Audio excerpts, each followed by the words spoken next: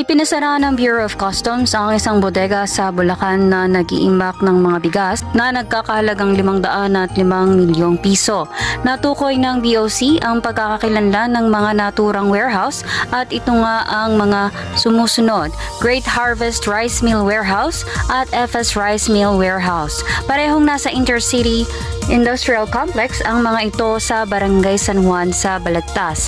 Ang mga warehouse ay naglalaman ng may 200 at 2,000 sakong bigas mula sa Vietnam, Cambodia at Thailand. Samantalang iniutos naman ng Chief ng Customs na si Bienvenido Rubio na magbigay ng mga sapat na dokumento na magpapatunay sa mga kalakalan o importasyon ng mga bodega at pati na rin ang bilang ng mga dami ng sakong natagpuan sa kanilang bodega. Kung walang maipakitang mga dokumento ang BOC at mapatunayan na smuggled ang mga naturang bigas, ay kukunin ng mga ito dahil sa paglabag sa Section 1401 o unlawful importation sa ilalim ng Customs Modernization at Tariff Act.